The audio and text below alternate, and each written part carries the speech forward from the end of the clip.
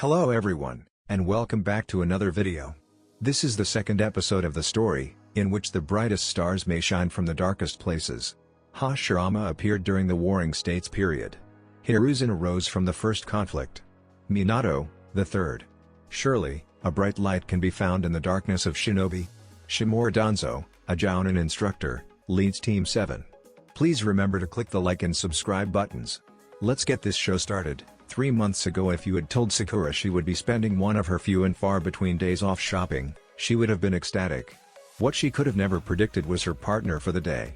From a distance, the pink and blonde hair was a familiar pairing, but upon closer inspection it was not, in fact, Yamanaka Ino accompanying her today. It was an unusually nervous Uzumaki Naruto. Why was her shopping partner so nervous, one might ask? Well, with their recent completion of an A-ranked mission, they were allowed to make modifications to their Shinobi outfits, and while they were at it they decided to update their casual wear and grab some extra household stuff. However, much to her shock, even when she was the one to try and pay for things, they were being grossly marked up. Seeing as the only thing different from any of her other shopping expeditions was her partner, it wasn't hard to figure out why. It's okay, Sakura-chan. I can just stick with what I've got. I'm sure they'll deal with you still if you go back without me. He was trying so very hard to throw up that gigawatt smile of his, that awkward little head scratch he does.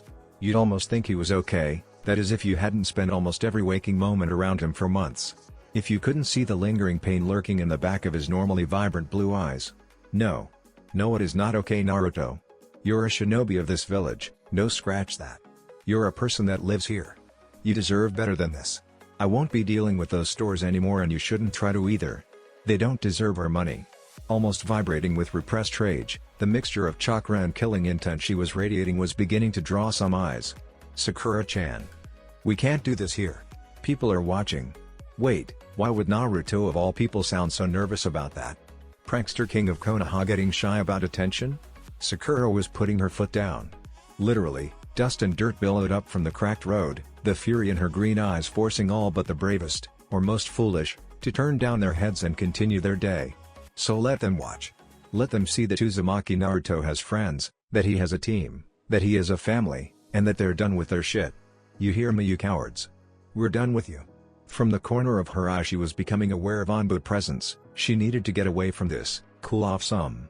Come on, Naruto. I know someone we can trust to help. And with that she grabbed an almost shell-shocked Naruto by the hand and began racing towards the clan homes. It was a peaceful day in the Yamanaka flower shop, or as Ino tended to think about it, a boring day. Why bother wasting her time watching the store on when oh hey the bell? A customer. Welcome to the Yamanaka flower shop. Is there anything I can help you with today, Sakura? In a heartbeat the purple-clad heiress was across the room, flying to hug her best friend that had seemingly vanished. The surprise that she didn't fall over on contact hadn't quite set in yet, and she clung tightly to her lost friend. Ino was talking again before Sakura even had the chance. We've all been so worried. No one's seen any of you in months, and your parents said Danzo had you, and when I asked Daddy he looked so shocked and he couldn't find you, and it was hard to make out the rest because she was happy crying into Sakura's shoulder. Now it was Sakura's turn to be shocked silent. Ino. She tried to talk but Ino cut in again. And you got Naruto out too? Oh no, is Sasuke-kun okay? Either way, I'll go get Daddy. He can keep you safe from that man. With the two of you as witnesses we can probably get Sasuke back too, and Ino almost got away from Sakura before she was caught by the hand. Ino, what are you talking about? Got out? Safe? That man? I've been training and doing missions with my team. This is the first full day we've had off. Wait, so you weren't kidnapped by your sensei and brainwashed into emotionless soldiers? I mean, I guess technically he did kidnap us. And well, there was some motivational genjutsu use. And Sasuke's fine, he's just spending some time at the Uchiha shrine right now, I think. Why has everyone been so worried? Didn't our sensei tell people where we were?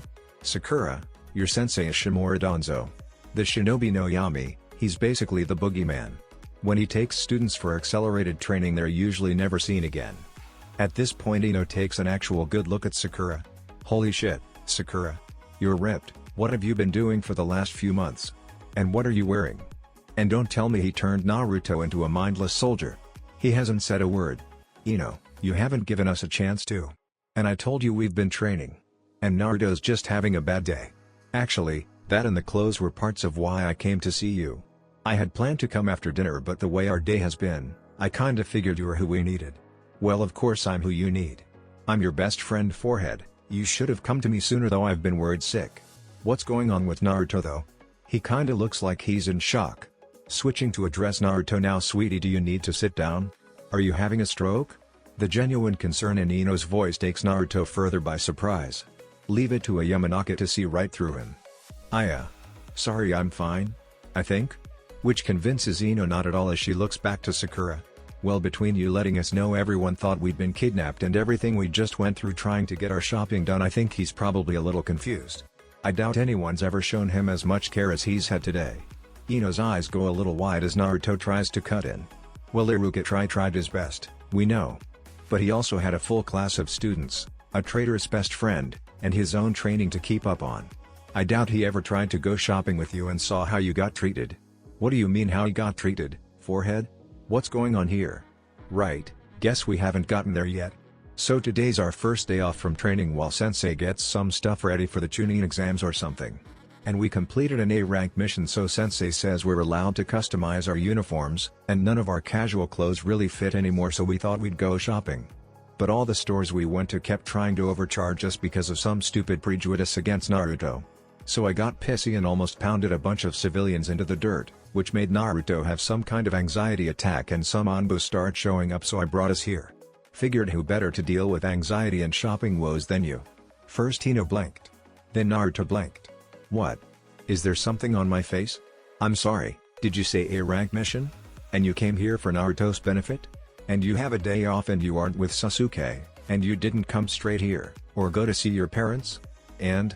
What? Who are you? Are you sure you haven't been brainwashed? Ino got in first, completely flabbergasted. Anxiety? Naruto manages to sneak in, just loud enough to be heard. Which is about all Ino can take. Oh, okay, no. Sakura, you can wait. You two come up to the house with me so we can get this one sitting down. Mom. Come watch the store, my friends need me. And before either of them can react, Ino's got them both by the hand and is dragging them upstairs. Naruto is really unsure of what it is he's apparently gotten himself into, but isn't going to complain about being away from the public eye. His time spent basically hidden away only made him more adverse to the village proper. Before long the three of them are all seated on Ino's oversized plush bed drinking tea Ino had somehow conjured up. Alright, Forehead, what exactly is going on? Why are stores trying to gouge the two of you? Because Naruto pranked them or something? Unsure of what exactly to say to that, Sakura looks to Naruto to see if he'll say anything. And he does, in a voice so quiet you would be forgiven for not hearing, "Kyubi." Which leaves Ino even more confused, but brings a small smile to Sakura's face as her teammate opens up to more people. I'm sorry, but, did you just say Kyubi? What does the Kyubi have to do with this? Ino looks between them for explanation only to see Sakura look pointedly between herself and Naruto, who's looking down nervously. You don't mean... You can. Why? How? The fourth killed it. Sakura just shakes her head. You can't kill a Baizhu any more than you can destroy chakra. Change it, move it around, even seal it, sure. But kill it? Not possible. The fourth sealed it in our knuckle-headed friend here the day he was born. Most of the adults hate him for it, only some of the better-mannered clans and level-headed ninja even treat him like a person. Naruto won't even look at them while they talk, waiting for Ino to freak out. And she does, but not in the way he expected. Because for Ino the gears are turning. Hindsight is 20/20, and with context she sees it all. She sees clearly the neglected and abused child sitting in her bed trying not to have a breakdown. She's been learning psychology her whole life and she never once thought to look at the annoying prankster she thought she knew in the academy through that lens. Sweet Kami, and he's been exclusively around people that see him for himself for months and then dropped back into what must be a hellhole for him just to try and get some clothes.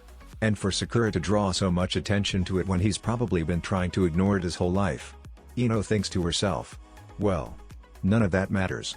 The Yamanaka clan will always back you and your team up, Sakura-chan. That means you too, Naruto. And of course I speak for the Akimichi and Nara clans as well. She says that part with a little giggle. But, it sounds to me like you two are in need of a makeover and wardrobe update. I'll be right back. I'm gonna go raid the clan storage stuff. I'm sure we'll have some stuff tucked away that'll fit the two of you. Casuals and battle garb, you said, right? She's basically glowing with excitement as she races out of the room, leaving a bewildered Naruto and a giggling Sakura behind. Makeover? Oh, just go with it, Naruto, this is how Ino is. You'll feel better when she's done with you. In fact, by the time Ino was done with them they both felt better. Laden with gifts from Yamanaka heiress. Once they got started and she realized Naruto was actually following all the stuff they were talking about, she started involving him more and more. He even got a bottle of Ino's favorite shampoo that she had used to wash his hair in the sink before brushing it out and pulling it back into a loose braid. Somewhere Ino had managed to find him a faded orange hoodie that was only a little too big of him, and comfier than anything he's ever owned. Ino had protested at first when he picked it out of the pile of clothes she had returned with, saying it was a girl's hoodie, but he couldn't find anything girly about it. It wasn't like it was pink or anything. Something about it being a pastel, not faded orange, like there's a difference. He had however protested when she started getting out her makeup equipment. Pretty sure that was a joke anyways, but he was certain that would irritate his whiskers. Not that he'd tell anyone that. Earth to Naruto? Hello? Are you in there? Apparently Sakura had been trying to get his attention, must have been in his own head a little too much still. Oh. Sorry Sakura-chan. What's up? Sakura narrowed her eyes just a little at Naruto of all people being lost in thought. We're almost at the Uchiha shrine. I doubt Sasuke would appreciate you not paying attention to his family's most sacred monument. Oh yeah, thanks Sakura-chan. She was right, of course. Sasuke didn't let anyone into the shrine. Not even the Jonan teams that kept the rest of the district clean and in good repair. He was a little religious that way. Family only walking through the Uchiha district was a little surreal. You couldn't help but be struck by how little had been changed from when it was a living, thriving part of Konoha. You almost wouldn't believe it had been empty for 5 years. Sasuke must be spending a fortune to keep it so pristine. They'd need to do something about this one day. But in the meantime, they needed to collect Sasuke and make a trip to the Haruno house. It had been too long, and Sakura wanted her team with her. If Ino had been any indication, her parents would likely be a little freaked out. When they got to the shrine, Sasuke was deep in prayer, wearing what looked to be borrowed robes. Robes that had almost certainly been from one of his fallen clan members. They didn't talk about it much, but it was fairly common knowledge that the Uchiha clan held Shino faith. And with the life Sasuke had lived, well, it was no surprise he would seek solace in faith. And with his own rebirth as part of Team 7, he had only rededicated himself to his faith. He knew they were there, and finished his prayers before too long. Slipping out of the robe to reveal that he'd gotten more casual clothes as well. He waited until they were out of the shrine to talk. Uchiha Shisui. He was my brother's closest friend and died shortly before the massacre. His clothes fit. It went on said that Itachi had likely killed him, or that Sasuke knew he'd almost needed to have let him. Shanshin no Shisui was one of the few that could go toe-to-toe with Itachi and win as often as not. Part of the reason Sasuke was trying to learn to fight like him, if it worked against Itachi once it might again. Hey Sasuke. You know you don't have to come, Naruto and I can just go. No, you'll have your team with you. At this point he actually takes a look at the two of them. You both look nice, even if Naruto does look like a girl. Good shopping trip? Which of course makes Naruto go bright red, and Sakura burst out laughing. Oh no, it was terrible actually, but I'll fill you in later. We ended up going to Ino's and she sorted us out. Oh, and a heads up. Apparently everyone thinks we were kidnapped and brainwashed, so my parents are probably gonna freak. So I don't try and act normal, I guess? A quick look at her team sorta dashes any hope of that. Or, just act like yourselves maybe? Oh, who is she kidding? They were doomed. HN. We can debrief afterwards. Ever unfazed, who doesn't react to finding out they've been kidnapped? The Haruno residence was a nice place. A nice civilian neighborhood, friendly neighbors. At least, it was. When every pair of eyes on the street wasn't staring at them like they'd seen a ghost. Sakura's awkward smile and wave didn't seem to help any. At least they were so surprised to see her that they didn't seem to register the last Uchiha or the demon brat. Perks of staying out of the public eye is that people that don't know you don't recognize you as easily, it seems. Oh, they were at the door now. Just standing there. Luckily for Sasuke, he wouldn't need to say anything. Naruto could never tolerate standing in the open like this. Standing still in public is how people notice you. Sakura. Everything okay? Oh, yeah. Just nervous, I guess. The spell seemingly broken, and a deep breath to steady herself. Later she was knocking. It didn't take long to hear some scuffling around from inside before the door was opened by a kind-faced man with blue eyes and dull pink hair that could only be Sakura's father. He had the look of a man who had just walked away from an argument laughing. Only now he was staring owlishly at the three of them. Sakura waving awkwardly, with Naruto almost tucked behind her, Sasuke standing tall and proud on the other side. Hey Dad. I got a day off from training, so I thought I'd bring my team by to meet you and say hi? And while there were a lot of reactions that could have been expected from this, the way he lunged forwards and pulled all three of them into a giant bear hug was not one of them. Dear Kami, my prayers have been answered. My Sakura-chan is home. Mebuki, get out here, it's Sakura and her team. Sakura's father shouts over his shoulder as he somehow manages to pick the three of them up and twirl them around like children. Naruto and Sasuke, who had of course frozen up at the unfamiliar touch, started to relax. Naruto was even giggling at the whole situation. Sakuda on the other hand was trying to wiggle out of his seemingly iron grip. Dad? Put us down. All the neighbors are watching. We're shinobi, not kids. Put us down. She manages to get out around her own laughter. Oh, not a chance, little miss, you vanish after school one day and don't come back for 3 months? I'm never letting go again. At this point he looks behind her head to have a look at her teammates. And you'll need to introduce me to your team. If I'm never letting go, I should probably know who I'm entrapping. Luckily he decided to stop twirling to give her a chance to introduce them. Only they don't get a chance before a fair-skinned woman with shoulder-length, blonde hair and green eyes to match her husband and daughter comes out of the door. Kazashi. Put them down this instant and get inside. All of you. In the house, you're disturbing the neighbors. Kazashi almost comically deflates at his wife's scolding, the little smile he bears letting them all know he doesn't actually mind. Seemingly the joker of the household, however, rather than let them down gently, he drops Team 7 into a heap on the ground. You heard the lady. In the house, youngsters, what are you all doing on the ground? You know, when I was a young genin I could land on my feet. He starts to gesture them inside, all the while laughing at their predicament. The moment they're inside with the door closed, Sakura's mom has her wrapped in a tight hug. Oh my precious Sakura-chan, we were so scared for you. That sense of yours has the nastiest reputation and we weren't sure we'd ever see you again. And as she started to cry, Kazashi directed the boys further inside to give the reunited mother some time with her daughter. You'll have to forgive Mebuki, she's a bit of a worrier. Though I have to say, given the circumstances. Well, we all had some reason to worry. I thought that friend of hers, Ino, was going to tear Lord Hokage apart when he refused to get her back from your sensei. Me though? I know old Sarutobi too well to really believe he'd let my daughter get wrapped up in any of that root business. Anyways, where are my manners? I'm Kazashi, you must be Naruto and Sasuke, yes? The two young ninjas share a glance before nodding, then bowing deeply to the man and replying in stereo. Hi, it is a pleasure to meet you, Mr. Haruno, sir. Oh, enough of all that formality, you'll call me Kazashi and I'll be calling you Naruto and Sasuke. Looking eyes with the boys individually, he settles on Sasuke. Now tell me, man to man, have you two been looking after my daughter? Is she cared? Protected? She was always so good in class, but you know, I was a genin once. And I'm not so sure what they teach in school these days is enough for the world. The care and concern in his voice evident, Sasuke almost wasn't sure how to answer. Luckily for him, a chuckle from Naruto broke the man's stare. Oh geez, that's funny. We all look out for each other, but if anything it's Sakura looking after us. Did you look at her? She's strong as an ox. No one kicks ass like Sakura-chan. Kazashi went quiet and narrowed his eyes a little, before clapping and bursting out laughing again. Ah, that's my girl. Got her mother's fire, does she? Ah, it warms an old man's heart. And what about that sensei of yours? Is he treating you lot right? Nasty reputation that fellow has. Now it was Naruto's turn to look to Sasuke for help, not being sure how to say it. Sasuke was better at being blunt. Danzo's training is brutal, but fair. Team 7 has much to accomplish and I doubt there are many with the resources and willingness to push us as far as Sensei has. Ah well, that's as good as can be hoped for, I suppose. Well, I'll tell you boys what, why don't I get started on dinner? A nice family meal will be just what Sakura needs after Mebuki's done tearing into her for vanishing like that. I know not that she had much of a choice, but that won't stop a worried mother. Make yourselves at home.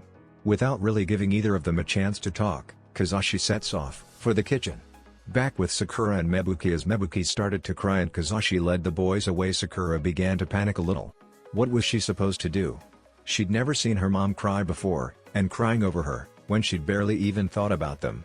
Sure, maybe in the beginning, but as time went on she adjusted to her environment. And her father was a retired Jonin. Surely he would have understood that the Hokage wouldn't let anything bad happen to the three of them. That was when it occurred to her. People will react when they find out I am your sensei. You will likely be shunned. I am known to many as Shinobi no Yami, or the darkness of Shinobi. Her parents didn't know she was okay. She hadn't thought much of it when their sensei told them that at formation, thinking to herself that any shinobi as old as him would have some history. Hell, you could occasionally hear some dark stories about their Hokage even. No, whatever it was her sensei had done had earned him such a feared reputation that her parents had thought her lost to them. She knew what she had to do. The same thing Naruto did when she broke down that first day. Hey mom, it's okay. It's okay mom, I'm here now. I'm safe. And she wrapped her arms around the older woman, who could now realize that Sakura was just as tall as her now. And had more muscle than her and Kazashi put together. As Mebuki got herself back under control, she couldn't help but giggle a little at her little girl being so big and strong. Kami sweetie. What kind of training have you been doing? I thought you wanted to be a mid-nin or a genjutsu specialist? Sakura broke out in an almost wolfish grin. That's every kunoichi's plan, isn't it? That or intel. They're always so surprised when they get in close and find that the pretty little kunoichi can bend steel with her bare hands. Mebuki's eyes widened just a little before Sakura continued, seeing a side of her daughter she never had before. But honestly, my team. They've had horrible lives. And being strong like this? A way they're not? Maybe they can finally have someone to protect them. And I want to protect them. Going into this conversation, that was the last thing that Mebuki expected to hear from her daughter. She expected to hear about the horrors of root training, and instead she was hearing. What got her through that training was wanting to protect her team. All the while Mebuki had been hoping the boys would protect Sakura. While, it sure seems like they're in capable hands. Why don't you go join them in the other room while I help your father with dinner? I can already smell him burning something. Her tears whipped away. Mebuki laughed a little as she pushed her daughter towards her friends. Go on, I'll be fine. And Sakura did go. She smiled and went along with it. But behind those bright green eyes, Sakura's resolve hardened in a way it never had. She would be strong of body, because no one would ever cry in fear for her safety again. She would be strong of mind, because never again would she leave a loved one behind, even by accident. And she would be strong of heart, so the Team 7 would never break under the weight of its past. This is the way of Sakura. Her Nindo. The rest of the night was nice. Naruto had never been to a family dinner, and while he was nervous, and certainly the atmosphere was somewhat awkward, this was Sakura's family and she was determined to make all of Team 7 a part of it. And so they talked. They talked about Naruto's plans, some of the food Sasuke had made for them, which of course led to Kazashi chiming in that maybe he should cook next time. They talked about some of their training. And at one point Naruto even talked about this lovely girl Haku he'd met on a mission. None of the dark stuff, but he almost started crying anyways. He likely would have if not for Sakura putting a hand on his shoulder and telling him how happy she's sure Haku would be to see Naruto happy and surrounded by friends. And maybe the smile was sad, and maybe there was one tear, but he was smiling again. Sasuke's heart ached a little. It had been so long since he had a proper family dinner, and he couldn't help but remember his parents. But Sakura was right in what she said to Naruto. At the very least his mother would be smiling down on him tonight.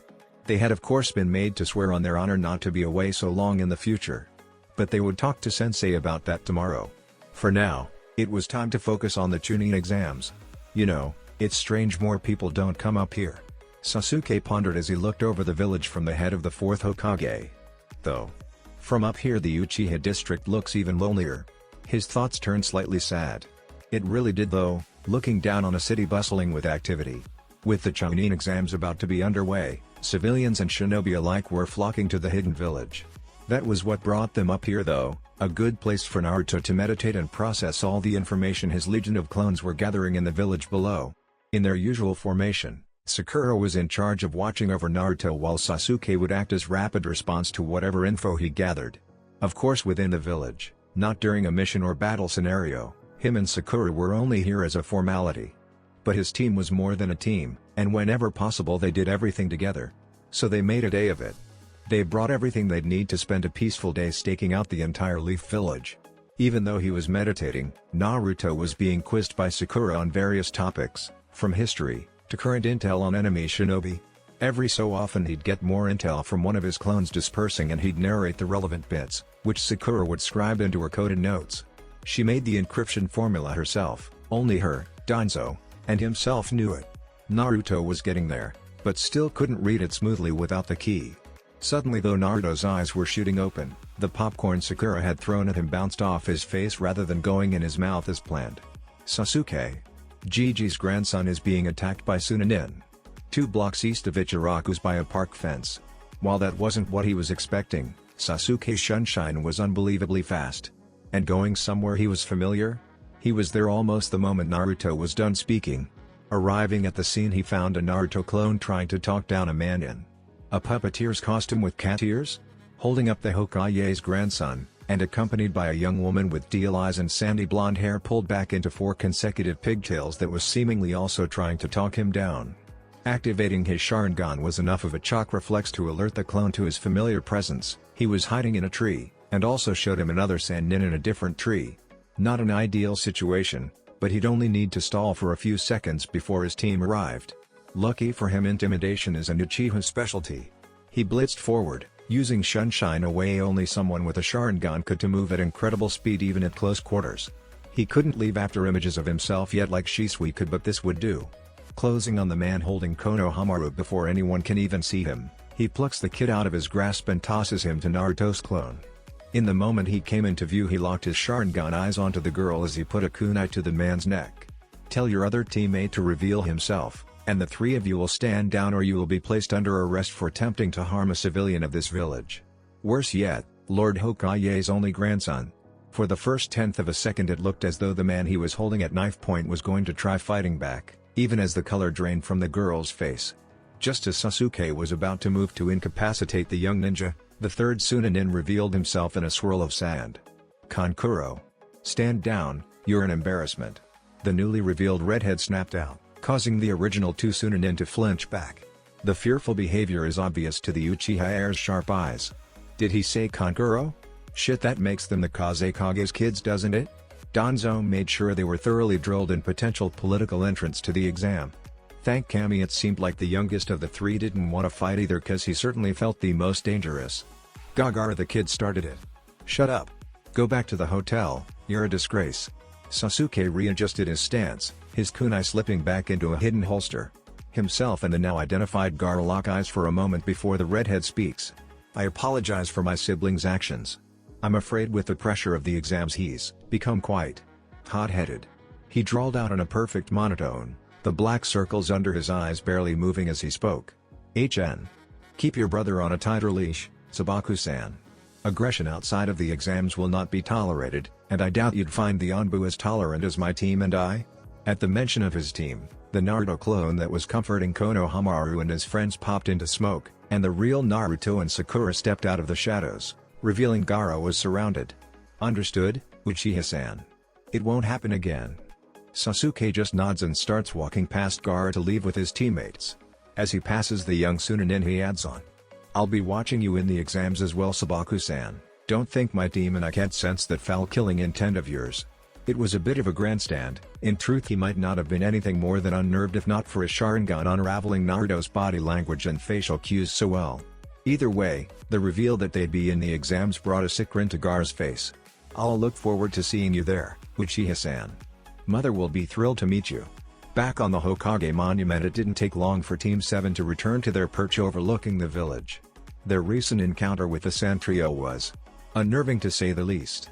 While Sasuke was mostly unfazed by someone so young being so dark, Naruto was shaken by the encounter. Guys, I think we should stay away from that team if we can. What? They're one of the strongest teams we've come across so far. We should take them out first.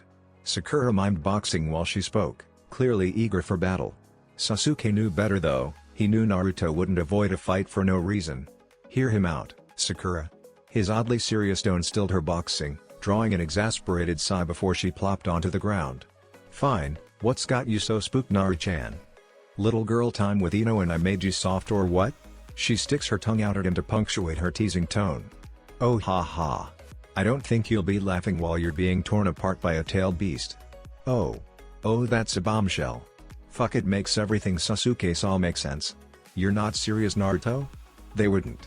He's not stable. They wouldn't send an unstable Jinchuriki to a foreign exam, would they? Suna are our allies. The implications are piling up. But the picture's becoming more and more clear to Sasuke. After all, like it or not, Jinchuriki are weapons of war, able to tie up whole battalions of shinobi if they're trained properly. Just look at how much havoc Naruto could cause with his clones, and he's barely even started his training to tame his tailed beast.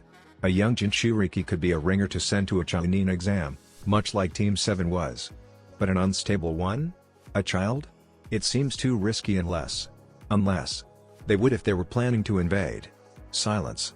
Broken when Sakura lets out a breath on the word they were all thinking. Shit. In a dark room deep in the bowels of Konoha, a nameless root shinobi leads an unassuming messenger into his master. Sir. A messenger from Oda for you. Seated behind his desk, the hidden leader of Konoha's dark side doesn't so much as look up from the scroll he's currently writing in. I see, leave us then. With a quick bow, the loyal soldier departs, sealing the room closed behind him. When he's clear, Danzo stands to address the messenger. Don't think I don't already know why your master sent you. It is already determined, of course. The messenger picks up slightly, happy that his mission seems so simple. He gleefully extends his hand to shake on the deal when Danzo extends his arm. However, tell your master the Uchiha is mine. Any interference with my team will end our arrangement.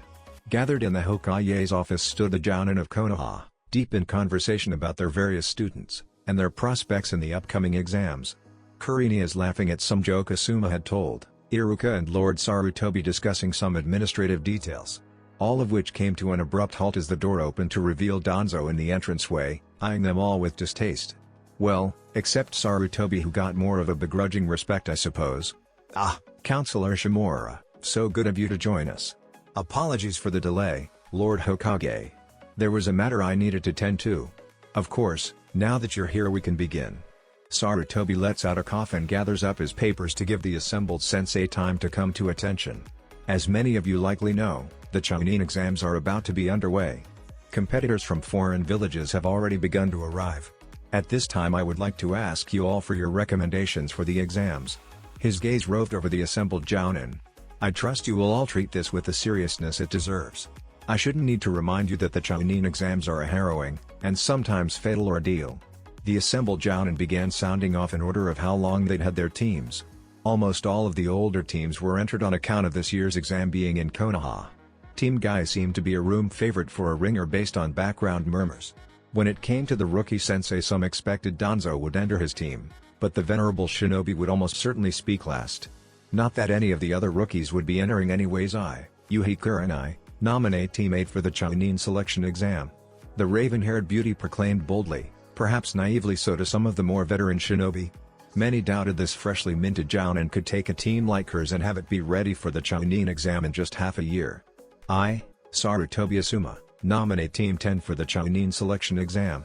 More surprise, but this time comments like Lord Hokage's son, Guardian Ninja, and Ino/Shika/Cho could be heard. Much to Kurani's disdain. No one is surprised now, as Danzo announces I, Shimura Danzo, nominate Team 7 for the Chunin selection. And even though no one was really surprised by this, the room broke out in uproarious chatter. Total disbelief at the idea of 3 rookie teams being in the exams this year. The worst was Iruka, who was supposed to be keeping minutes. Now listen here you 3. Those 9 Junon were my students not half a year ago, and there's no way they're ready for this. But the room was cut silent by the click of a cane against the floor, almost certainly augmented by a subtle application of wind chakra. I suppose then, Umino-san, that you claim to have better judgment than myself, a member of the village's elder council, a veteran of 3 wars, and one of the only 2S rank shinobi currently residing within the walls of Konoha. A pregnant pause settles in the room before he finishes. I had no idea we had such talent amongst our Chunin. Surely Sarutobi and myself can retire, no? The shinobi no Yami stares directly into one of Iruka's eyes as the much younger shinobi begins to stammer. Oh, of course not, Lord Danzo, I would never suggest, but Danzo cut him off, and yet you did. Consider your place the next time you speak. We will still after all expect all of this to be in the minutes, Umino-san. Tense laughter filled the room, all but from Sarutobi, whose laughter seemed genuine. Ah, Counselor Shimura, if you're quite done embarrassing our Chunin, this meeting is dismissed. A beat ready Iruka is the first to all but sprint for the door, followed shortly by the crowd of gossiping Jounin. In short order, all that's left are our 2S rank shinobi, until a masked Anbu agent politely closes the door. A quick activation of a seal below Sarutobi's stack of papers allows them to speak freely. Your past mistakes are catching up with you, Hiruzen. I will not have my efforts wasted by a snake in the grass. So he's making his move, is he? I'm surprised Jiraiya didn't inform me of this. Danzo's visible eye only narrows at the comment, all of your students have lost their way. Return your pieces to the board, unless you wish to find yourself in check. Leaving no room for discussion, Danzo turns to leave. But for all his haste, Hiruzen manages one parting question. Are they ready? Danzo stops only for a moment. No child is ready for war. Nor, I doubt, the interest of your failure. And with that, Danzo sees himself through the door, closed perhaps a touch firmly to a normal person. Coming from Danzo, he might as well have shattered it. Dog. Hi, Lord Hokage. The snake is poised to strike. Bring them back. The white-cloaked Anbu paused for only a moment. A credit to his composure, for his mission was easily S-rank, and its targets would almost certainly not come willingly, or by force. I have the full authority of the leave, my lord. By any means necessary, do not let their legend cloud your vision. These months we've spent together, you are their equal on the field. Bring them back, Kakashi. Hi, Lord Hokage. And with the slightest rustling of Hiruzen's papers he was gone. A dog on the hunt. It was the morning of the Chunin selection exam in Konohagakure no Sato. Though not the part of the morning you're likely thinking of. No, for now we started around 5 AM in Team 7's apartment. A myriad of sights, sounds and smells show an apartment filled with activity, from Naruto clones packing scroll after scroll of supplies, Sasuke making enough food to feed them for a week, while Sakura packs everything he finishes into yet more scrolls. Meanwhile the real Naruto was watering all his plants. Did you know they all have names? Sasuke knows them all supposedly, while one of his clones was behind him pulling his hair into the braid that Ina showed him. His hair really was getting long. I picture kinda like Edward Elric, but messier, especially messier bangs. Suddenly all the commotion changed to one motion as the three of them fell to a knee in front of a newly arrived Danzo. Nearly 7 months ago I took upon myself the task of taking on this team. Another sensei had already laid claim to you, but I assured Lord Hokage that under my tutelage you would grow to be legends. You proved you have the making of greatness by not just surviving, but returning victorious from the mission to Wave. Every one of you had the spark of true greatness in you, and over these past months I have torn down your walls to let in air, built a strong foundation for your fire, and given you all the fuel I can. It is time for you to ignite your will of fire, rise as Chunin, and protect this village as my legacy. The room went still with a heavy pause.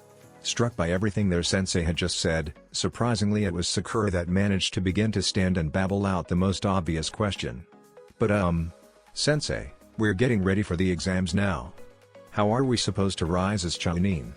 Only to have a thick black folder shoved into her hands, the kanji for classified boldly present on both sides.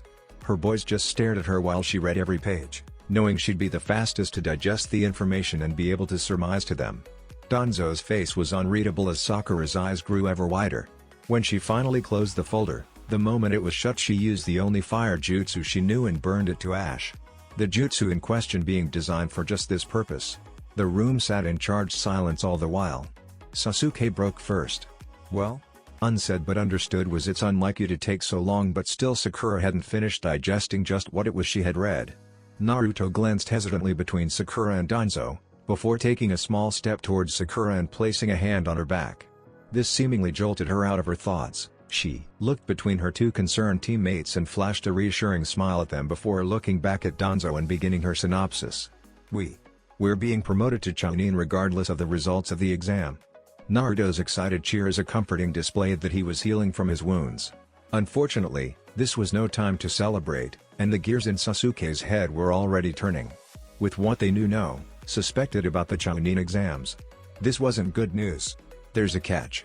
Isn't there? Naruto stilled at the question. He wasn't stupid, truly he wasn't. He was just excitable. And now the gears were turning in his mind too. If their position was assured, then the Chunin exams will almost certainly be used as a staging area for an invasion by at least one foreign village. Auto for certain, grass, and sand we're still not sure of. So Danzo and the Hokage filed our paperwork and post-dated it to ensure that if the exams are interrupted we wouldn't be denied our chance at promotion. Sakura took a breath before continuing, and furthermore, because we expect an invasion during the third phase, the Hokage wants to keep foreign participation minimal to ensure the fewest possible foreign shinobi are in the village. She recollects herself slightly, Realizing she was starting to ramble. Our mission is to ensure the highest possible amount of Leaf Shinobi advance to the third phase of the exam, as well as to take any opportunity to gather foreign intel as it presents itself. She turns to face her team directly, steel in her eyes. This is our first Black Book A rank mission. We won't be paid. It won't be acknowledged. But if we are successful, we could alter the playing field for the upcoming battle significantly in our favor. Sasuke's nod comes quicker than Naruto's. You have concerns, Naruto. Danzo's statement almost seemed to surprise the three soon-to-be Chunin.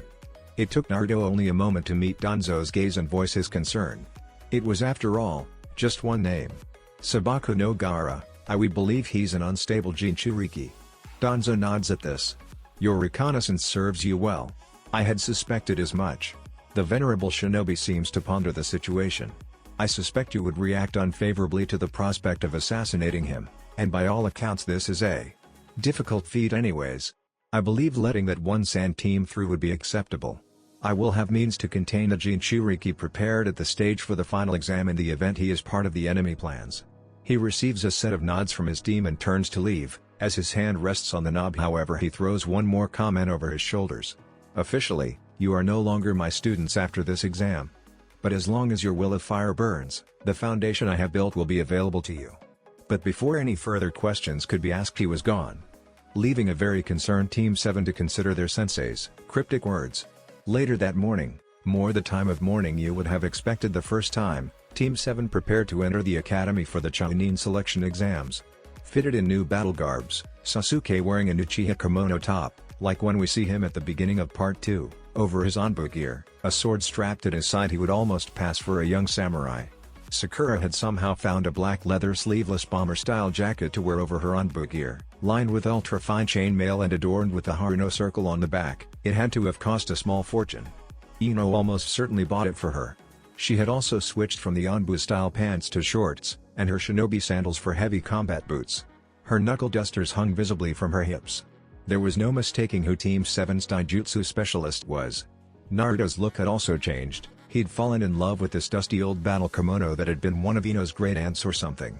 Seemingly displaying a scene as autumn leaves fell from a tree with the shade of the tree in pale orange, with a soft blue sky, snowflakes gently falling but never touching the leaves. It had taken everything Sakura had to keep Ino from telling Naruto that it was for girls, knowing if she did he would never take it. In truth, it was probably the most valuable gift Ino had given them, vintage kunoichi battle armor and all. Naruto still wore his Anbu gear underneath, of course, though he too had opted for shorts and the sleeveless outfit. It was just more practical under the kimono. For months, Team 7 had existed almost entirely in the shadow of Danzo.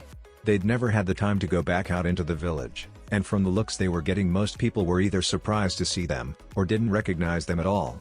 The Uchiha fan on Sasuke's back started to clue more and more people in though, and as they began ascending the steps of the academy they were beginning to hear the gossip behind them.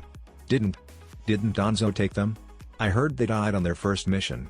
No, I heard the Haruno girl's parents say she came home fine. I don't know if I'd say fine. It looks like she could arm wrestle Chozo-sama. Who's the new girl? Maybe the demon died and she replaced him. At this point Sasuke almost turned to impale whoever had said that, Sakura's hand catching him lightly. As he looked back at her he caught a glimpse of Naruto's face, but instead of seeing the pain he expected he saw confusion? And maybe a light blush? Whatever, this wasn't the place he could talk to Naruto about. Feelings later. For now they had just reached the second floor and found a group of Genin falling for an obvious ruse? Well, that's just pathetic. A quick bit of signing to Naruto, almost too quick to be seen by most, ensured the right people would make it through. Team 7 proceeded to the real testing area on the third floor.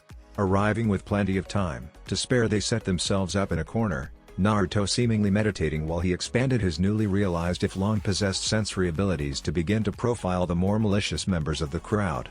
Naruto's small size helped, as he was almost completely obscured from view by the figures of Sasuke and Sakura, who were doing a damn good job of being intimidating to the crowd.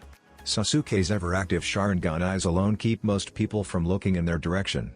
Him and Sakura seemingly make small talk while occasionally looking out as new people would arrive or commotions were caused. All the while Naruto was tapping instructions onto Sasuke's ankle for which competitors needed watching. They mostly ignored Gaara at this point. Really can't think about him too much. Eventually though, to at least Sasuke's surprise, Naruto's eyes shot open and an authentic foxy Naruto grin broke across his face. Sasuke's raised eyebrow asked the question all on its own. Team 10 is about to come through the door. Why would Naruto be excited to see Team 10? I suppose he was sorta buddies with Shikamaru and Choji during the academy, if slacker buddies. But that wouldn't be enough to Ino. They'd spent the day with Ino recently. She must have made more of an impression on Naruto than Sasuke expected. And suddenly there they were, Ino jumping into Sakura's arms forehead. I knew we'd see you guys here. I know you guys got pretty strong, but don't you let your guard down around us, you hear? Ino's general loudness was attracting some attention, but those that dared to glance over were quickly met with Sasuke's unflinching gaze. I wouldn't dream of it, Ino pig. I hope your boys can keep up with you though. I could sleep through this whole thing and I know mine would pull me through. Sakura can't help but smirk at that last bit. PFT, I'll pull them along kicking and screaming all the way to Chunin if I have to. Hey boys? Ino looks back at her squad to see Shikamaru staring at something behind her. Choji is as per usual. Oh, not as per usual, it seems him and Sasuke are trading recipes quietly? And what in hell is Shikamaru staring at like it's the best game of shogi he's played in years? A quick turn to look shows Naruto all but hiding behind Sakura, eyes down trying to avoid Shikamaru's intense gaze. She's about to say something when suddenly Shikamaru was being hefted a foot off the ground by the collar of his shirt. And just what the fuck do you think you're staring at, you lazy prick? No one but Sasuke even saw Sakura cross the space between them. Ino was left sprawled on the floor after being suddenly dropped. Ino managed to "Hey, what's the big idea?" before she clued into the situation and went silent. Sasuke considered attempting to disarm the situation, but in truth he had been considering doing something himself, and unless Sakura took it too far this shouldn't compromise their mission too much. A taijutsu specialist being fast wasn't news. Naruto looked to be nearly in shock, and was about to tell Sakura to put Shikamaru down when Shikamaru did something no one really expected. He gave a simple and honest answer. "Naruto's pretty and I was surprised. Sorry for staring, got lost in thought." Then there was a pause. Then Naruto started blushing madly and tried to hide his face. Seemingly breaking the spell that had held them all enraptured, Sakura burst out laughing and put Shikamaru down, almost leaning into his shoulder as she guffawed loudly. Choji dropped his bag of chips and was now staring at Shikamaru for being so upfront. Ino pulled an embarrassed Naruto into a hug, giggling about how he'd picked the cutest battle kimono and she couldn't believe he was keeping up with the hair care regimen she had given him. But Sasuke's Sharingan eyes saw more than most. Blushing and embarrassed or not, Naruto had hidden his face to cover his smile, not his blush. And his eyes also caught the hidden message Sakura had whispered in Shikamaru's ear in between laughs. "He's just coming out of his shell, walk softly, Nara." Sasuke had no doubt the threat was legitimate, fellow Leaf Shinobi or not, no one messed with Team 7. Seemingly just as the situation had diffused itself, other than Naruto not being able to make eye contact with Shikamaru, Team 8 entered the exam room, and immediately headed over for the rest of the rookies. Kiba led the charge and called over to them as soon as they were in earshot. "Hey you guys. Looks like all the rookies made it, huh?" But just as he shouted out to them, Hinata and Shino both grabbed him, one covering his mouth to keep him from shouting and the other holding him in place to stop the jumping and waving. You could just faintly hear Shino's voice, "Kiba-san, it is inadvisable to draw extra attention to ourselves." Hinata nodded along with what Shino was saying as Kiba calmed back down. "Hey, sorry about that guys, you know I'm just so pumped to be here. And all the rookies back together? This has to be like some kind of record or something," he babbled excitedly, but at a much lower volume. Barely audible, Hinata chimed in, "All of Konoha's major clans are here too."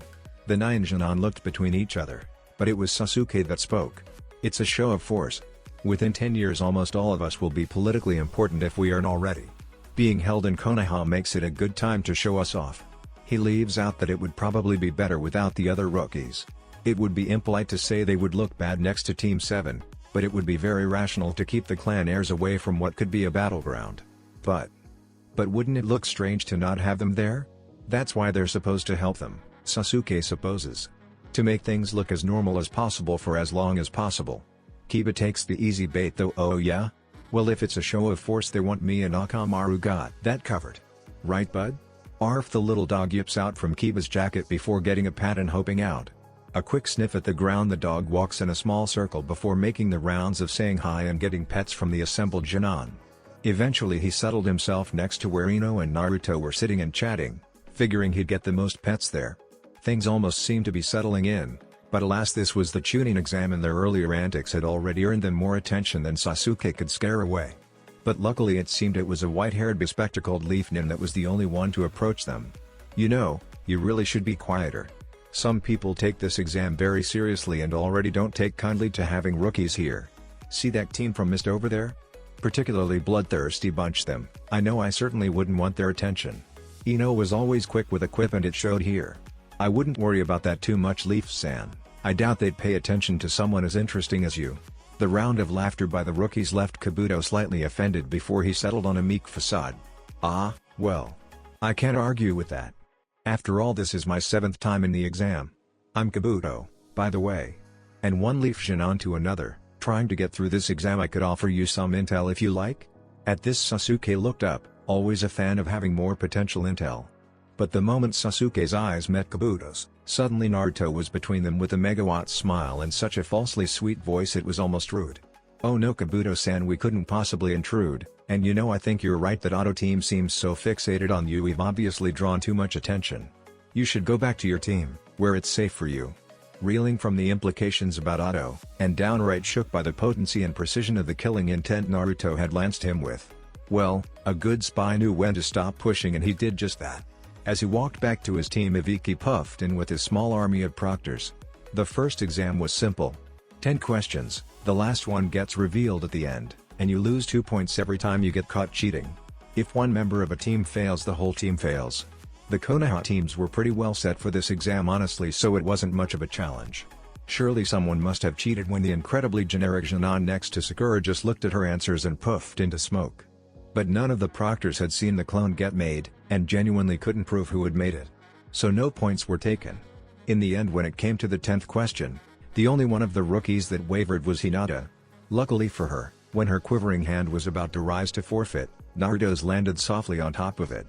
No words were said, but when she looked over at him he just smiled softly, and gave her hand a little squeeze. Even if Naruto was different now, Hinata had always admired his tenacity and determination. And this new, quieter resolve would lend her strength all the same. She would trust in Naruto, and he was believing in her. That's it then? No one else wants to drop out? The room was silent. Fine then. The 10th question is. You all pass. The room burst into a cacophony of confused yelling Jinan. Until Ibiki began taking off his bandana. The assembled room went silent as his gruesome scars were revealed. The point of this test is twofold: to teach you the importance of information and how it's gathered, and to test your conviction. As Chunin, you will all be expected to not just obtain information, but be capable of defending it.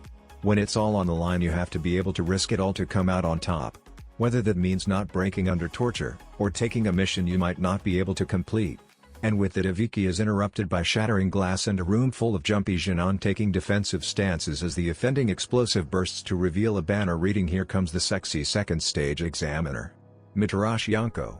And sure enough, in a poof of smoke, the foretold Mitarashi Yonko arrived, heralding the beginning of the second stage of the Chunin exams.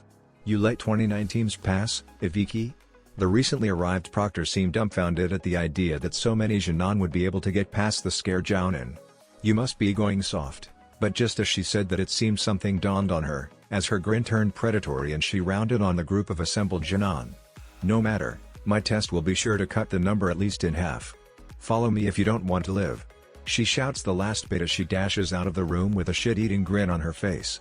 A quick collective look at Ibiki to see if this could possibly be serious was all the delay it took most of the teams before the younger ninjas all burst into action to follow the potentially unhinged woman on whatever merry chase it was she was sure to lead them on. Truthfully, the chase wasn't all that hard. The purple-haired proctor wasn't actually trying to lose the group of Chunin hopefuls, just keep them on their toes. If only she only thought to monitor the group of aspirants on their journey, she might have realized that some of the faster members of the group she was charged with were taking advantage of the, to them, rather leisurely pace. Of course, how was she to know that she had both a ringer team, and a Sanin in her group? Cut to everyone gathered in front training ground 44. It took a few minutes for some of the teams to catch up, but once all 29 had arrived, they assembled outside of a huge gated forest with a few tents set up in front of it. For the most part, the collective of assembled Jinan kept their distance from each other, except for the 3 teams of rookie Jinan that gathered together making small talk while they waited for the next stage of the exam to start. Though they didn't need to wait long before the voice of the proctor could be heard silencing the crowd. "Listen up, maggots. Y'all might think you're hot shit wherever you're from, clan prodigies or whatever. You know who doesn't care about that shit? Me. You know who else? She pauses for effect before gesturing at the forest behind her. My home away from home, Training Ground 44. Better known locally as the Forest of Death. From any given gate it's 10 kilometers to the tower in the center. There's a freshwater river that runs the length of the forest if you need a drink, and a whole legion of monstrous chakra-enhanced animals that are probably edible if they don't eat you first. Honestly, I've never tried, so I hope you brought supplies. She pauses again to flash a predatory grin at the assembled Genin before withdrawing 2 scrolls from her trench coat, one marked Heaven and one Earth. Now the objective of this test is simple: reach the center tower within 5 days with one of each of these scrolls with all 3 members of your team. We'll give each team one randomly in exchange for a set of signed waivers that we're handing out now. You have to sign to be in the exam, and if you do, Konoha is in no way responsible for any death, mutilation or crippling that may occur henceforth. As for how you get the other scroll, I don't much care. Kill, barter, steal. I really don't give a fuck. Any questions? Most of the crowd was somewhat stunned by the onslaught of information, but it was Ino who ended up raising her hand and asking. Yeah, what's in the scrolls? Good question, Blondie. You don't get to know. And if you look, you're disqualified. Anyone else? It would have been so much better if it had been left at that. But unfortunately Kiba was an idiot and raised his hand. How would you know if we looked? What if we took the scroll from someone else that had looked at it? How could you tell the difference? He smirked smugly, certain he had found a loophole. At least until Anko's kunai cut across his cheek and he suddenly found himself with the proctor holding another kunai to his throat while licking the blood off his cheek. Oh, I love loudmouths like you. You always die first. And the loudest Anko cut herself off, as suddenly a shadow was being cast and Akamaru started to whimper. Whirling to face the new threat, she saw a grass shinobi holding out the first kunai Anko had thrown, with her tongue. Ah, Grass-san, you should know it's unwise to try and sneak up on a more experienced shinobi. Anko accepted the kunai back with narrowed eyes. Sorry Proctor-san, I just got a little excited at the sight of blood. God, what a creepy fucking grin. At the interaction between the two, Team 7 and several other teams seemed to go still. But then the tension was broken as Anko broke out in maniacal laughter and started to make her way back to the proctor's area. Oh, we've got some bloodthirsty ones this year. Between you and the idiots, this is gonna be a good one. Her laughter trails off before she shouts over her shoulders, get those forms into the tents and they'll assign you a scroll and a gate. Move it, maggots. It's your time you're wasting. With Team 7 was unusually quiet as they lined up at their gate. The proctors chalked it up to nerves.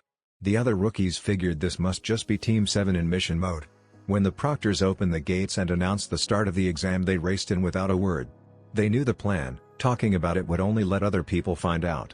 Of course there weren't many Genin present that could keep up with them. They noticed a single Ame shinobi try to set up an ambush point, but they basically just blew by him. For their mission they needed to be closer to the center. Only it seemed they weren't going to get there smoothly as Naruto called them to a halt with a gesture. Sasuke and Sakura exchanged a glance before they were hit by a wind jutsu of some kind. Being familiar with such techniques from training with their sensei, they were able to keep their footing. Which you would think was a good thing until a giant snake leapt from the forest floor and ate Naruto, plunging off into the forest below. The remaining 2 Genin were frozen in place as the grass kunoichi from earlier appeared and squared off with them. Just as a smirk broke across her face though, it was mirrored by a much more playful grin by the remaining Team 7. Followed by them both flashing the peace sign and puffing into smoke.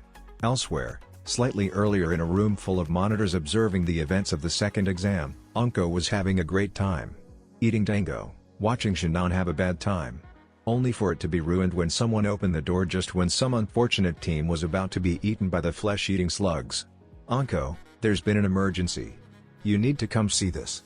Well shit. When Anko arrived at the scene, she knew immediately who they were dealing with. Her blood ran cold when she realized how close she'd been standing to that man. The corpses of the faceless grass shinobi staring at her hauntingly. Were there any others? 3 other teams were found, just knocked out and tied up though. Fuck, that's not on then. We have 2 parties interfering with the exams then. Alert the Hokage that the snake has returned and an unknown interloper. I'm going in. And with that they both dashed off towards their respective tasks. In a cave in the Forest of Death, Naruto's eyes shot open as he processed the new information. His eyes met that of his teammates, the 3 of them disguised as a trio of mist Genin they had replaced in the space between exams. The team of clones disguised as Uspopped. It was that same grass kunoichi that freaked everyone out before. Only, Only she had a summon snake and killing intent like you wouldn't believe. Naruto trailed off, the implications of what he'd said settling into the room. Sasuke was the first to say it out loud. So in summary, we're supposed to be rigging, being hunted by one of the Leaf's 3 greatest criminals of all time, and are completely off the book with no hope of backup. Naruto just nodded, with a yup. Thrown in for good measure. The cave shook as Sakura drove a fist into the wall. Fuck. Fuck us. This was complicated enough as it was. Naruto, how much progress have the clones made? Naruto's face twisted up for a second as he made sense of the memories he had. Decent. We've mostly herded or baited stronger teams to get in the Sand team's way. And a few weaker ones towards other Konoha teams. The team disguised as us was supposed to give us their scroll though, so we'll need to go get one ourselves now. Sakura gave a frustrated sigh. It'll have to be good enough. Anything else? Naruto looks a little sheepish for a second at that. I'm pretty sure Shikamaru knew something was up. He was the wrong kind of surprised at having a weak team dropped in his lap, you know? Sasuke groans at that. Great, now he's got a crush on you and he's onto us. Troublesome Nara. The irony wasn't lost on him, but he said what was on his mind. Naruto turns bright red. Though he doesn't have a crush on me. Sakura interrupts the two before they can start bickering. Not important right now. Lose the disguises, I'm sure Orochimaru will have us made by now anyways. Who's the closest team we can target? We're gonna need to hurry. Otto. They're not too far from us. Perfect, lead the way. Sasuke go high, I'll go low. Naruto, you're on support. Full speed, we can't fuck around with a Sannin on our tail. 2 nods are her reply before they dash out of the cave. No more shadow games, Team 7 was on the hunt now. Dosu, Zaku, and Kin had never exactly been best of friends. But for now they were having a pretty good time. Their orders were to just not get eliminated in the second round and await further instructions.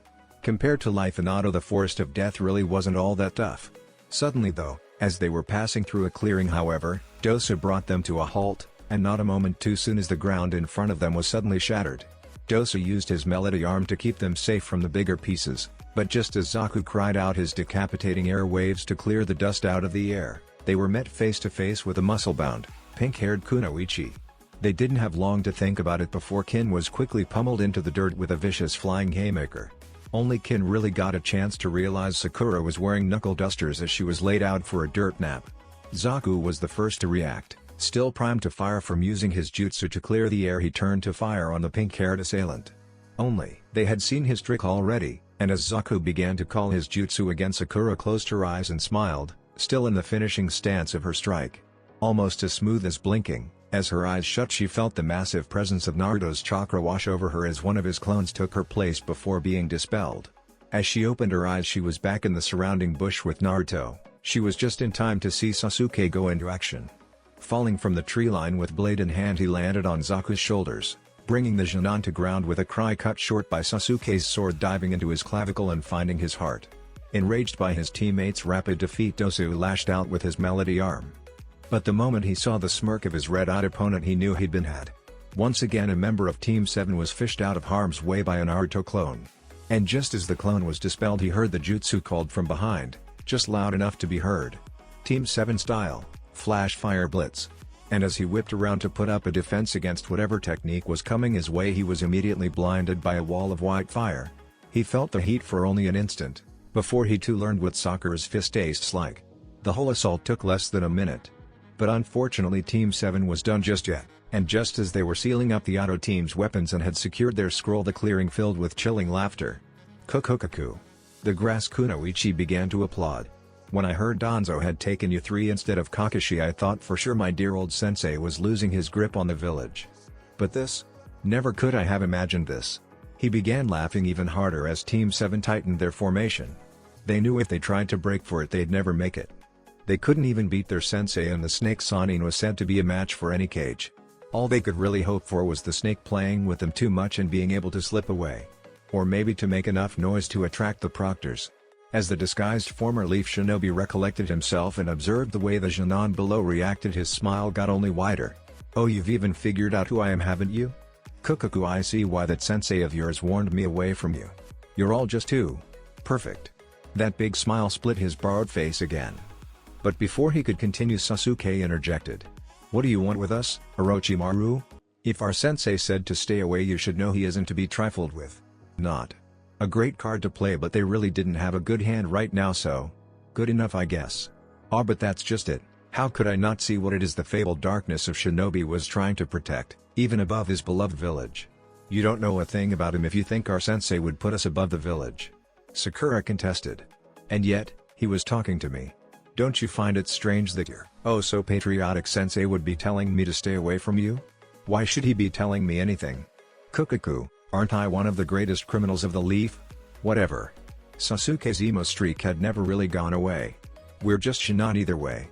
Why do you care about us? But that just made Orochimaru laugh harder, and Team 7 shared a worried glance. Just Shinon? Is that what you think the three of you are? You, Uchiha Sasuke? The last loyal Uchiha, Rookie of the Year. Or you? Haruno Sakura, the only clanless student to make it onto a team. Kukukuku, but then I suppose you all think young Naruto is clanless too, don't you? The snake's gaze focuses on Naruto. TSK. How they failed you, my boy. Unsung hero, forgotten prince, Namikaze's legacy? You know, if they had made me Hokage, you could have been a Jounin by now. All of you likely. He pauses to lift his arms invitingly. This village has failed you, but worry not. Under my teachings you will flourish. Team 7 shared a look before Naruto answered for them. And what makes you think we'd defect just like that Oro team? His smile couldn't get any wider. Well, that's easy, little Naruto-chan. You and your pink-haired friend would follow Sasuke anywhere, I imagine, and while I'll give him the first taste for free, he'll have to come back to me for more. And just like that, Orochimaru made his move. His neck stretched out inhumanly as he lunged towards Sasuke at blistering speeds. Sasuke's Sharingan showed him clearly that he wouldn't be able to move in time. But more surprisingly, it showed him that it wouldn't matter. Sakura reacted first somehow. Some piece of her subconscious registered Sasuke was about to be attacked before anyone else and threw herself in front of him. As Orochimaru's fangs sunk into Sakura's arm and her blood-curdling scream ripped through the forest of death, a sequence of events transpired that would change the face of the Shinobi nation. The one you might expect was Orochimaru's eyes narrowing in displeasure as he dropped Sakura. Quickly related to that was Sasuke catching her and locking eyes with Orochimaru. And while most of the people present didn't understand what happened when his eyes started to bleed and Orochimaru was locked in place, immediately followed by Sasuke passing out with Sakura in his arms, his chakra completely drained by whatever he'd done. But as all of this happened before Naruto's eyes, he had just one thought in mind. This cannot happen. This will not happen. Whatever Sasuke had done, it would buy him a moment. But only a moment, he knew. And so Naruto turned inwards. Not in fear, or rage. But with purpose. He had waited his whole life for his family and he would not let them go here. And when he grasped firm the bars of his prisoner, its power flowed into him freely. 3 taels worth, he could be himself for a few moments with 3 taels worth. It was this scene that Anko arrived on, just in time to watch a fucking Shinon cut Orochimaru in half, shoulder to hip. Before quickly bundling his teammates up in his arms and dashing away from the scene. Not even noticing Anko's presence. Stunned by what she'd seen, and ever cautious of Orochimaru, it took her a moment to react. Jumping down to inspect what her eyes couldn't quite believe, she checked and found it was a real body, not a clone. And yeah, that was real blood. But just as she flipped the top half of the body over to inspect the face, she jumped back in shock as it smiled at her before seemingly regurgitating another whole, healthy Orochimaru. Like a snake shedding its skin. And he was laughing as he stood back up. Kukukaku. Did you see that, Anko-chan? Did you see them? To force me to use the jutsu at their age? Kukuku, oh, it's better than I ever hoped. They're not there yet, but I've never seen so much talent in one place. He might have continued, but Anko cut him off. Can it, Orochimaru? Our Jinchuriki did his job and cut you down a peg, now I'm here to finish you off. She called as she shot towards him. But she was quickly disarmed, and Orochimaru held up a half sign with his free hand.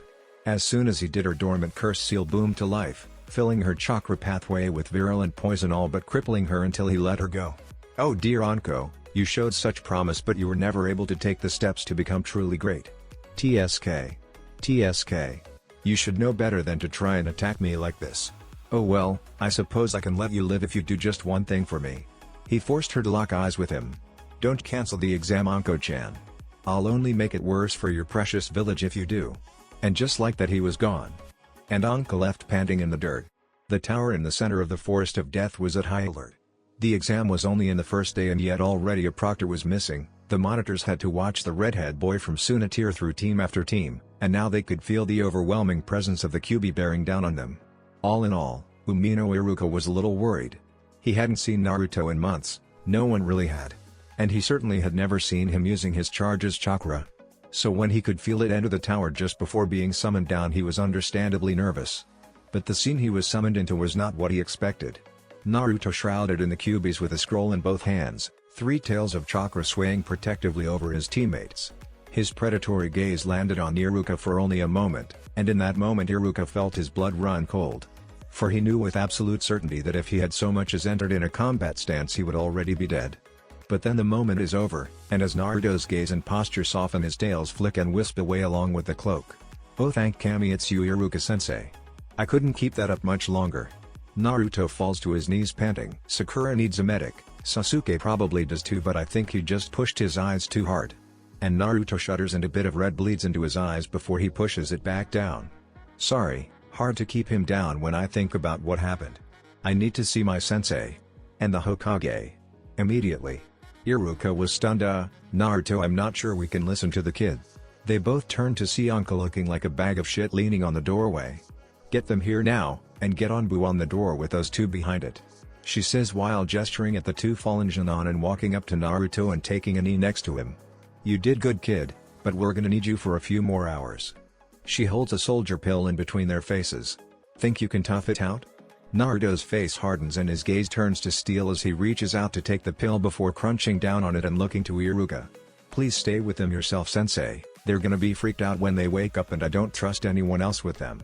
Clearly not expecting the heartfelt request from his former student, Iruka couldn't help but smile fondly at the boy. Of course, Naruto. We should catch up when this is all over. And for the first time since Iruka laid eyes on him, Naruto managed to smile. Weighed heavily by the severity of the situation, but a genuine smile all the same. I'd love that, sensei. There's a lot I'd like to talk about.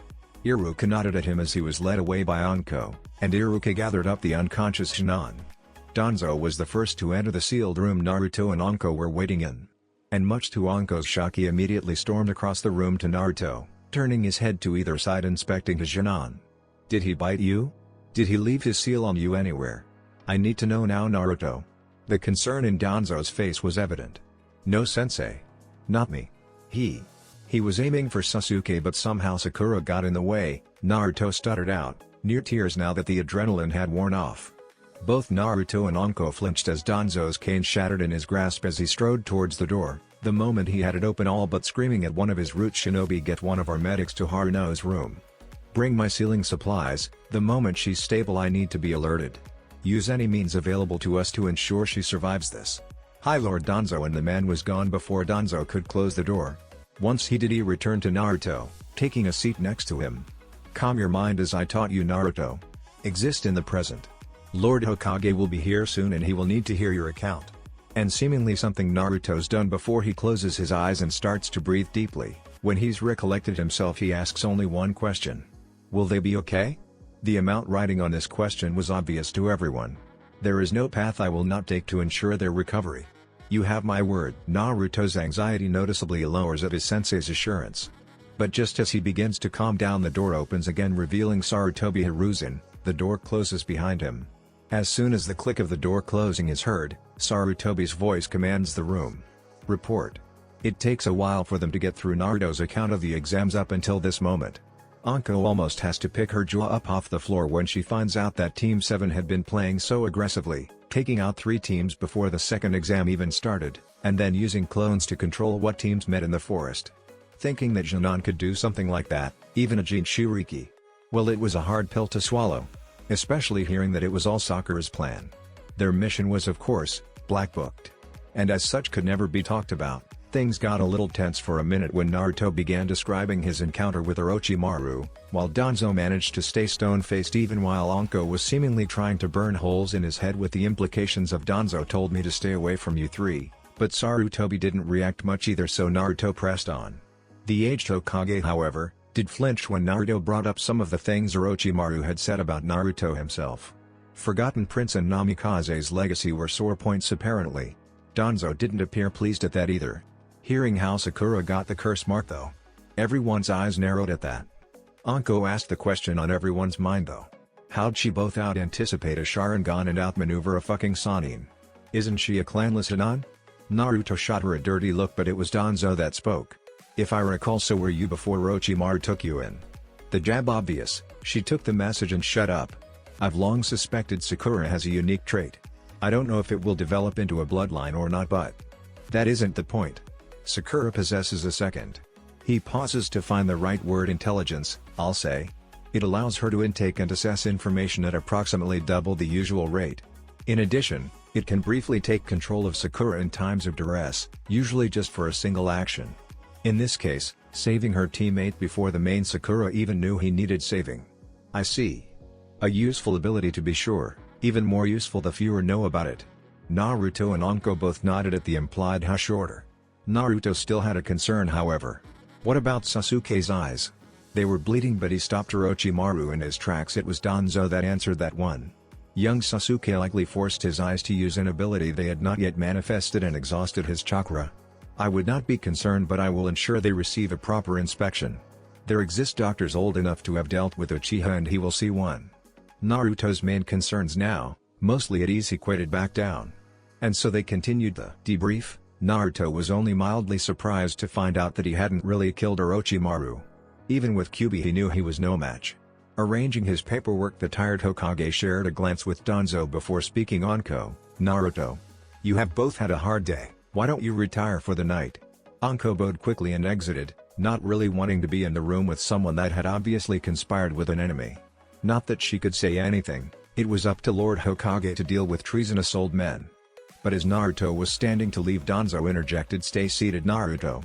You are my student and I would have you hear this." Naruto shot a glance at the Hokage, but the man's face was unreadable and so he sat back down. When they were both seated, the Hokage started in a firm monotone.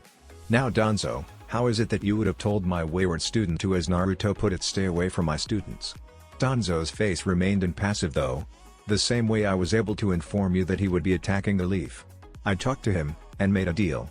I of course will be double-crossing him on that deal, and by so doing giving Konoha yet another advantage in the coming war." "I see. And you telling me this is in no way caused by him attacking your students?" "Of course it is. The longer you remained in the dark, the more likely my plan would succeed." Hiruzen was clearly unimpressed, but Danzo continued. "Though it will be difficult to convince him our arrangement is intact with recent developments, I believe we can still successfully draw him out. Even with your own students as potential casualties, you would still continue this mission, Danzo?" Hiruzen's narrowed eyes rapidly widened in shock at the cold rage and killing intent punctuating every word of Danzo's reply. "Don't you dare shift the blame for your wayward student's actions onto me. You failed to kill him when he defected, you have failed in every attempt to contain his vile, and as a result he has terrorized every nation on the continent like some kind of shinobi boogeyman. My team will never be safe until he is dead, and I will see it through even if he can't. Is that clear?" The room went silent and cold, Naruto all but shrinking into his battle kimono at the tension that filled the air. Broken only by a soft knock at the door before an aide cracked it open to announce, "Lord Danzo, word has arrived that Haruno is stabilizing. I can show you to her room if you like," prompting a final look at Hiruzen before he waved the two of them off. Naruto was through the door first, but as Danzo moved to shut it behind him he heard a final remark from the aged Hokage. "You are responsible for everything that happens from here, Danzo. Tread carefully." Naruto had to jog to keep up with Danzo's longer strides as he stormed through the tower, proctors and aides flattening themselves to the wall to keep out of the enraged counselor's path, Naruto hot on his heels. As soon as they arrived at a room with two root guards in front, the door was opened and they were ushered in. The moment they entered, Danzo sent everyone but Naruto and his two unconscious students out of the room, and Naruto had a chance to take in the scene.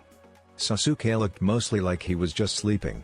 But the kind of sleep you sleep when you pass out drunk or exhausted, still other than the slow rise and fall of his chest.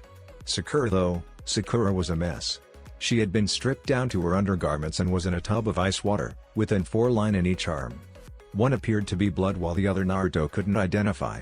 Only her face was above the water, and while she appeared peaceful now, you could tell from the paleness of her skin and the way it clung to her that she'd been fighting for her life. Naruto stood, in shock as Danzo began to explain what happened. Orochimaru brands those he favors with a mark he claims grants them strength. What it actually does is bond to the host's chakra network, a process that has a 90% fatality rate. Once it's woven its way through the hostess' entire system, it gathers nature chakra using cells we can't identify, and is then Stabilized isn't quite the right word by a portion of Orochimaru's own soul bound to the mark. Because of this, using it can make the user overly aggressive, and many seek out Orochimaru in either an attempt to control it or a lust for more power. He pauses to look back and make sure Naruto is following while Danzo prepares his sealing supplies. Of course, we don't want that. And while she is a fighter, I have my doubts she would have survived the process on her own, simply lacking the volume of chakra to achieve balance with the cursed seal. So to help her body cope, we've got her on ice, and with a heavy dose of painkillers coursing through 1-4, as well as several system boosters. This would be all they could do if not for me. Because that bag. He points at the blood bag. Is all blood that I've had infused with Senju Hashirama's cells. The first Hokage had incredible restorative powers and was the most gifted user of nature chakra we know of. He glances at Naruto again. I trust you understand that no one can know about this. A nod is all he gets back. Now that she's stable, I can begin my own sealing to undo some of the harm Orochimaru has done. The seal can't be removed, but I believe with the introduction of Hashirama's cells, and the presence of Sakura's inner persona, I should be able to safely remove Orochimaru's influence. And while it may take time for her to learn to use it, I believe this could turn to be a benefit.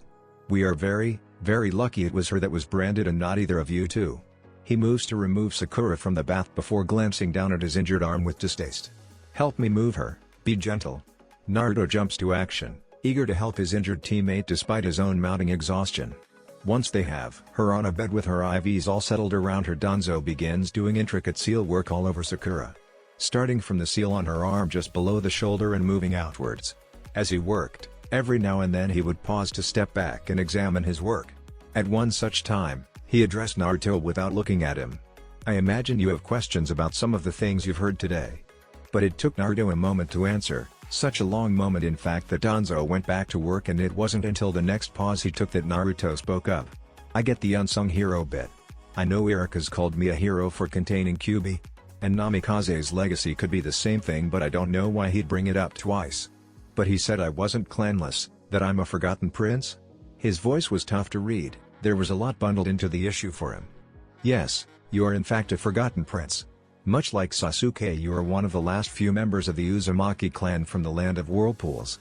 The Uzumaki were a proud and fierce clan, renowned for their potent chakra, long lives, and seal work.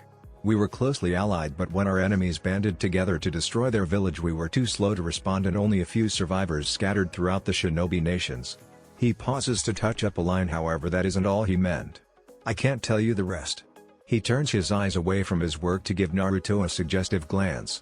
Ah. Understood, sensei. Naruto nodded, deep in thought at the newfound information. The room remained almost silent for quite some time before Danzo stepped back to take a final look at his work. He glances over to see Naruto starting to doze off. He had considered asking Naruto to activate the seal with his massive chakra reserves, but seeing him dozing off, decided to let him rest. The sealing process was over quickly, and with the drugs in her system she didn't feel a thing. Once he was sure she was stable, he had an aide come in and help unhook the medical equipment, and put her and Naruto to bed. Content his team was safe, he left them to recover from their ordeal. A scroll in hand containing a piece of Orochimaru's very soul, Shinobi no Yami mobilized for war. That's it for this video. I hope you all enjoyed the video. Don't forget to like the video, subscribe to the channel, and follow me on my other social media accounts. Anime God here, and I'm signing off.